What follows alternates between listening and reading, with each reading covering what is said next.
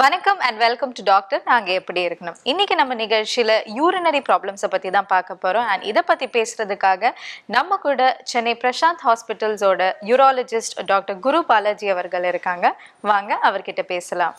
வணக்கம் டாக்டர். வணக்கம். So doctor, இன்னைக்கு அவர் 4th டே. ஸோ இன்னைக்கு யூரினரி ப்ராப்ளம்ஸ்லாம் என்னென்னு கொஞ்சம் சொல்லுங்கள். ஓகே, இப்போ யூரினரி சிம்டம்ஸ் அப்படின்னு பார்த்தீங்கன்னா 2 எக்ஸ்ட்ரீமில் இருக்கும். அதாவது சிலருக்கு ரொம்ப கஷ்டப்பட்டு யூரின் போகணுங்கிற ஒரு சுச்சுவேஷன் இருக்கும். சிலருக்கு ரொம்ப அடிக்கடி கண்ட்ரோல் இல்லாமல் போகுதுங்கிற ஒரு சுச்சுவேஷன் இருக்கும். ஸோ இந்த போகிறதுக்கே கஷ்டமாக இருக்கவங்க என்னென்ன கம்ப்ளைண்ட்ஸோடு வருவாங்கன்னு பார்த்தீங்கன்னா, யூரின் போகிறதுக்கு நிற்பாங்க, ஆனால் உடனே வராது.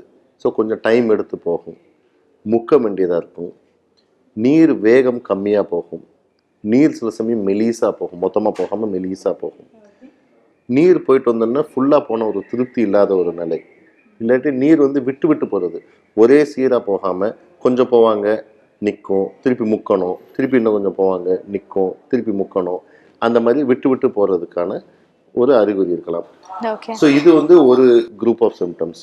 இன்னொரு குரூப் ஆஃப் சிம்டம்ஸ் என்ன பார்த்தீங்கன்னா, பேஷண்ட்ஸ் சொல்லுவாங்க, டாக்டர் நான் அடிக்கடி போகிறேன், நான் பகலில் ஒரு 10-15 தடவை போகிறேன், நைட்டில் ஒரு 4-5 தடவை எந்திரிச்சு போக வேண்டியதாக இருக்குது, அர்ஜென்ட்டாக போக வேண்டியதாக இருக்குது. அதாவது என்னால் எனக்கு ஒன்றுக்கு போகணுங்கிற அந்த ஒரு சிம்டம்ஸ் வந்துருச்சுன்னா உடனே நான் ஓடி போகணும் பாத்ரூமுக்கு, என்னால் அடக்கிறதே ரொம்ப கஷ்டமாக இருக்குல்ல, ரொம்ப கஷ்டமாக இருக்குது. சிலருக்கு இங்கேருந்து பாத்ரூம் போகிறக்குள்ளேயே நீர் கொஞ்சம் சொட்டிடும், அதாவது ஏர்ஜ் இன்கான்டினன்ஸ்னு சொல்லுவோம். இங்கேருந்து பாத்ரூம் போகிறக்குள்ளேயே சொட்டிடும். இது ஒரு குரூப் ஆஃப் பேஷண்ட்ஸ். சிலருக்கு பார்த்தீங்கன்னா இருமுனா தும்புனா நீர் வெளியில் வந்துடும். ஸோ இதெல்லாம் ஸ்டோரேஜ் சிம்டம்ஸ்னு சொல்லுவோம். ஸோ இதுவும் ஒரு வகையான சிம்டம்ஸ். ஸோ ரெண்டுத்துக்கும் பார்த்தீங்கன்னா காரணங்கள் ஓவர்லாப் இருக்கும். But certain problems can cause certain distinct symptoms. Okay. So இந்த 2 எக்ஸ்ட்ரீம்ஸ் இருக்குல்ல டாக்டர், இது எதனால் வருது? மெயின்லி நம்ம ஸ்டார்டிங்கில் இதே பார்க்கலாம், ரொம்ப கஷ்டப்பட்டு போகிறாங்கன்ற பேஷண்ட்ஸ் இருக்காங்கல்ல. ஸோ அவங்களுக்கு இந்த ப்ராப்ளம் எதனால் வருதுன்னு கொஞ்சம் சொல்லுங்கள். இப்போ நீர்ப்பையோட இயக்கத்துக்கு முக்கியமான காரணம் நீர்ப்பையோட இயங்கும் தன்மை, நீர்ப்பையிலேருந்து வெளியில் வரக்கூடிய பாதை, நீர்ப்பைக்கு வரக்கூடிய நரம்புகள், இது எல்லாமே சீராக இருந்தால் தான் நீர்ப்பையோட இயக்கம் நல்லாயிருக்கும். நீர்ப்பை அழுத்தம் கொடுக்கும்போது நீர் வெளியேறும். சரிங்களா? இப்போ நீர்ப்பைக்கு வரக்கூடிய நரம்புகளில் ப்ராப்ளம் இருக்குதுன்னு வச்சுக்கோங்க. ஸோ நீர்ப்பைக்கு அழுத்தணும் அப்படிங்கிற அந்த சிம்டம்ஸே வராது. ஸோ என்ன ஆகும்னா நீர்ப்பையில் நீர் அப்படியே சேர்ந்துக்கிட்டே போகும். பேஷண்ட் நீர் போகணுங்கும் போது நீர்ப்பையோட அழுத்தத்தை விட நம்ம வயிறு ப்ரெஷர் இருக்குது இல்லைங்களா, அதில் தான் சிலர் யூரினே போவாங்க. அப்டாமினல் ஸ்ட்ரெயினிங் அப்படின்னு சொல்லுவோம். ஓகே. ஸோ அப்போ முக்கி போவாங்க, பார்த்தீங்கன்னா கொஞ்சம் கொஞ்சமாக போயிட்டு இருப்பாங்க. ஸோ இது நரம்பு பாதிக்கப்பட்டாலும் வரலாம், நீர்ப்பையோட இயக்கமே பாதிச்சிருந்தாலும் வரலாம். மோஸ்ட் இம்பார்ட்டன்ட் நீர்ப்பையிலேருந்து வெளியில் வரக்கூடிய பாதை, இதில் அடப்பு ஏற்பட்டிருந்தாலும் வரலாம். இதே இது யூஸ்வலாக கொஞ்சம் இளவயதினர்களில் பாதிக்கக்கூடிய ஒரு பிரச்சனை. ஒரு 50 வயசு தாண்டுச்சுன்னா ஆண்களுக்கே இருக்கக்கூடிய ஒரு உறுப்பு ப்ராஸ்டேட். இந்த ப்ராஸ்டேட் என்ன பண்ணுன்னா, ப்ராஸ்டேட்டுங்கிறது நீர்ப்பை இருக்கு இல்லைங்களா, நீர்ப்பை வாய் பக்கத்தில் இருக்கக்கூடிய ஒரு உறுப்பு. இந்த ப்ராஸ்டேட் 50 வயசுக்கு மேலே போகிறவங்க ஆண்களுக்கு மெதுவாக வளர ஆரம்பிக்கும். ஸோ வளர ஆரம்பிக்கும் போது என்ன ஆகும்னா, நீர் பாதை இருக்குது இல்லைங்களா, அந்த பாதையை அப்படியே அழுத்தம் கொடுக்க ஆரம்பிச்சிடும். அழுத்தம் கொடுத்து அந்த பாதையை சுருக்கிடும். ஸோ பாதையை சுருக்க ஆரம்பிச்சிருச்சுன்னா நீர் போகிறதே சிரமமாக இருக்கக்கூடிய வாய்ப்பு இருக்குது. ப்ராஸ்டேட் வீங்கிற எல்லாருக்குமே இந்த பிரச்சனை வருமானு கேட்டிங்கன்னா அவசியம் இல்லை. இதே இன்னொரு எக்ஸ்ட்ரீமில் சிலர் கேட்பாங்க, டாக்டர் எனக்கு இந்த மாதிரி ஒன்றுக்கு போகிறதுல ரொம்ப கஷ்டமாக இருக்குது அப்படின்னு சொல்லுவாங்க. நாங்கள் சொல்லுவோம் முக்கால்வாசி ப்ராஸ்டேட்னால தான் இருக்கும். ஆனால் ஸ்கேன் பண்ணமே டாக்டர், ஸ்கேனில் நார்மல் சைஸ் தானே கொடுத்துருக்காங்க அப்படின்வாங்க. சைஸுக்கும் சிம்டம்ஸ்க்கும் ப்ராஸ்டேட்டை பொறுத்த வரைக்கும் சம்பந்தம் இருக்கணும்னு அவசியம் இல்லை. நார்மல் சைஸ் கிளாண்ட் ப்ராப்ளம் உண்டு பண்ணலாம், பெரிய ப்ராஸ்டேட் பிரச்சனை இல்லாமல் வாழ்க்கை ஓடிட்டு இருக்கும். சரிங்களா? ஸோ சைஸுக்கும் சிம்டம்ஸ்க்கும் ப்ராஸ்டேட்டை பொறுத்த வரைக்கும் சம்பந்தம் இருக்கணுங்கிற அவசியம் இல்லை. சரிங்களா? இது ஆண்களை பொறுத்த வரைக்கும். இதே பெண்களுக்கு பார்த்தீங்கன்னா நீர் பாதையில் சுருக்கம் ஏற்படலாம். இது யூஸ்வலாக யாருக்கு ஏற்படும் அப்படின்னு பார்த்தீங்கன்னா, போஸ்ட் மெனோபாசல் விமன்னு சொல்லுவோம். அதாவது மாதவிடாய் நின்ற பெண்கள். இப்போ நீர் பாதை பக்கத்துலேயே தான் பிறப்புறுக்கு இருக்கு. பிறப்புறுப்புக்கு வந்து ஈஸ்ட்ரோஜனுங்கிற அந்த ஃபீமேல் ஹார்மோன் ரொம்ப ரொம்ப இம்பார்ட்டண்ட். மாதவிடாய் நின்னதுக்கப்புறம் இந்த ஈஸ்ட்ரோஜன் லெவல் உடம்புல கம்மியாகும். ஸோ கம்மியாகும்போது பிறப்புறுப்பில் நிறைய சேஞ்சஸ் ஏற்படும். இதே சேஞ்சஸ் வந்து நீர் பாதையும் பாதிக்கிறதுக்கான வாய்ப்பு இருக்குது. ஸோ அந்த பாதையை பாதிச்சதுன்னா நீர் பாதை சுருங்குறதுக்கான வாய்ப்பு இருக்குது. ஸோ நீர் பாதை சுருங்குச்சுன்னா லேடிஸ்க்கும் இதே மாதிரி வந்து ஒன்றுக்கு ஃப்ரீயாக போகணுங்கிற போகாத மாதிரி ஒரு சிம்டம்ஸ் ஏற்படும். ஓகே. சிலருக்கு வந்து அடி இறங்கும். லேடிஸ்க்கு கண்டிப்பா அடி இறங்கும் போது கூட வந்து சிலருக்கு வந்து யூரின் வந்து ஃபுல்லாக போன திருப்தி இருக்காது, நீர் பையில் நீர் தேக்கம் இருந்துக்கிட்டே இருக்கும். அதனால வந்து இருக்கக்கூடிய சிம்டம்ஸ்லாம் வர வாய்ப்புகள் இருக்கு. ஓகே. இது இன்னொரு எக்ஸ்ட்ரீம் கண்டிஷன் யோசிச்சு பாருங்க. சுத்தமாக வந்து எம்டியே பண்ண மாட்டேங்கிறாங்க. 15 ml 20 ml தான் எம்டி பண்ணுறாங்கன்னா டேங்க் ஓவர்ஃப்ளோ ஆகிற மாதிரி. ஸோ நீர் பை வந்து டேங்க் மாதிரி, டேங்க் ஃபுல்லாகிடுச்சு, ஃபுல்லாகிட்டு திருப்பி யூரின் வந்துகிட்டே இருந்ததுன்னா என்ன ஆகும்? ஓவர்ஃப்ளோ ஆகும். கண்டிப்பா. சரிங்களா?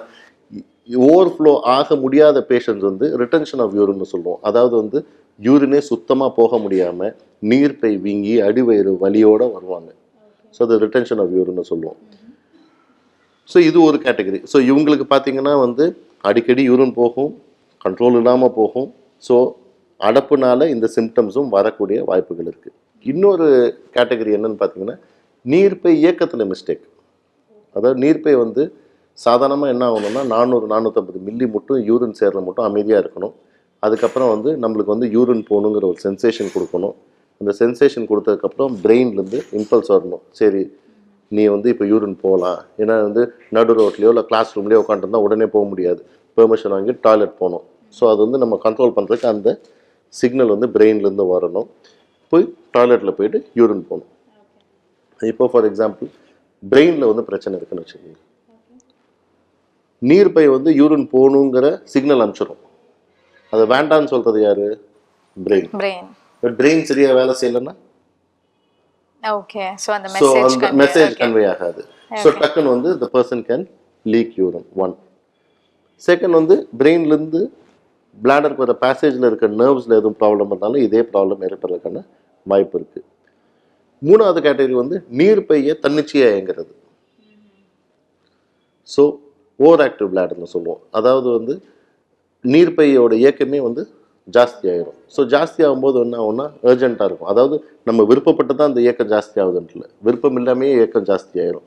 ஸோ அப்போ வந்து அடிக்கடி யூரின் போகணும், அர்ஜென்ட்டாக போகணும், கண்ட்ரோல் பண்ண முடியாமல் இருக்கும், போகிறக்குள்ளே லீக் ஆகும்.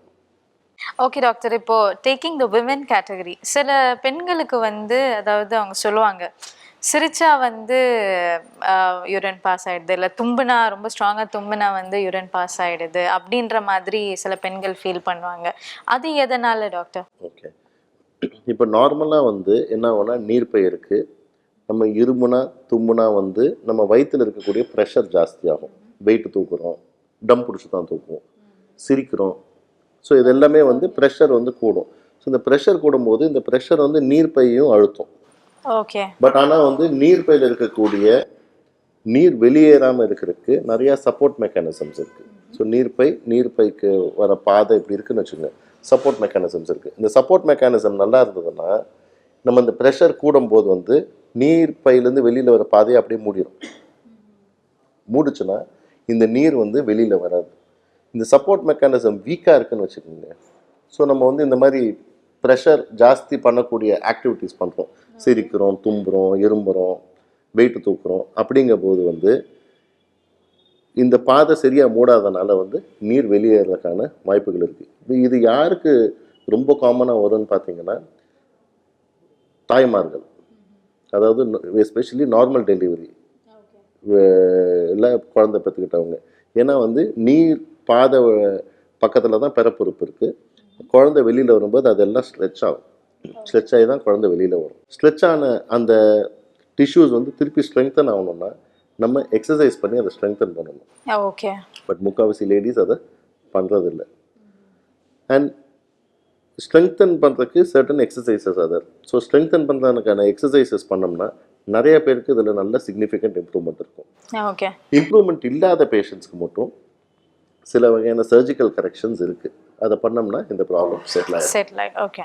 ஸோ 2 எக்ஸ்ட்ரீம்ஸ்க்கு உண்டான காசஸ் வந்து நீங்கள் சொன்னீங்க டாக்டர். ஸோ டேக்கிங் அகேன், அதாவது ரொம்ப கஷ்டப்பட்டு போகிறவங்களுக்கு, யூரின் பாஸ் பண்ணுறவங்களுக்கு உண்டான ட்ரீட்மெண்ட் என்ன, அது எப்படியெல்லாம் ரெக்டிஃபை பண்ணலான்றது நீங்கள் சொல்லுங்கள்.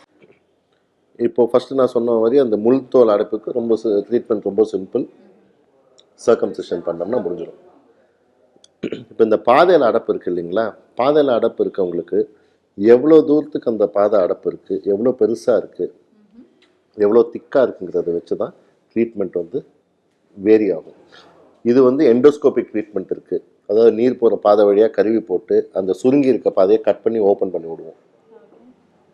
இல்லாட்டி வந்து அந்த சுருங்கின பாதையை வந்து இது வந்து சர்ஜிக்கல் கரெக்ஷன், கட் பண்ணிவிட்டு பாதையை வந்து 2 சீரான பாதையை வந்து சேர்த்து தைச்சிருவோம். இது அனஸ்டமோட்டிக் யூரித்ரோபிளாஸ்டின்ட்டு இருக்குது. 3வது கேட்டகரி வந்து இப்போ வந்து ரொம்ப பாப்புலர் ஆகிட்டு வர்றது பக்கல் கிராஃப்ட் யூரித்ரோபிளாஸ்டி. அதாவது லாங் செக்மெண்ட் இருக்க ஸ்ட்ரிக்சர்ஸ் மோர் தென் 2 சென்டிமீட்டர்ஸ் 3 சென்டிமீட்டர்ஸ் இருக்கிறவங்களுக்கு இந்த மாதிரி கட் பண்ணி சேர்க்க முடியாது. வாய் பகுதி இருக்குது இல்லைங்களா, வாய் உள்பகுதி இருந்து சதை எடுத்து நீர் பாதையில் வச்சு அதை வந்து ஒரு பிளாஸ்டிக் சர்ஜரி மாதிரி பண்ணி அதை கரெக்ட் பண்ண வேண்டியதாக இருக்கும். இது பக்கல் கிராஃப்ட் யூரித்ரோபிளாஸ்டின்னு சொல்லுவோம். ரிசல்ட்ஸ் ரொம்ப நல்லா இருக்குது. ஸோ இது மாதிரி லாங் செக்மெண்ட் ஸ்ட்ரிக்சர்ஸ்க்கு வந்து இது வந்து வெரி ஐடியல் ட்ரீட்மெண்ட். சிலருக்கு வந்து ட்ரோமாக்கு அப்புறம் வரும். So major road traffic accident அந்த மாதிரி அப்போ பார்த்தீங்கன்னா வந்து இந்த இடுப்பு எலும்புலாம் உடஞ்சிருக்கும். இடுப்பு எல்லாம் உடஞ்சி நீர் பாதையே வந்து சிலருக்கு வந்து 2ஆக பொளந்து அதுக்கப்புறம் சேரும். அந்த மாதிரி பேஷண்ட்ஸ்க்குலாம் வந்து மேஜர் சர்ஜரி இருக்குது. ப்ரோக்ரஸிவ் பெரினியல் யூரித்ரோபிளாஸ்டின்னு சொல்லிட்டு இருக்குது. ஸோ திருப்பி வந்து இந்த 2 பக்கமாக இருக்கக்கூடிய பாதையை வந்து இந்த நடுவில் இருக்கக்கூடிய சீரில்லாத பாதையை எடுத்துட்டு இதை வந்து திருப்பி சேர்த்து பாதையை வடிவமைக்கணும். இது பாத சுருக்கம். ப்ராஸ்டேட்டுக்கு பொறுத்த வரைக்கும் எண்டோஸ்கோபிக் சர்ஜரி தான்.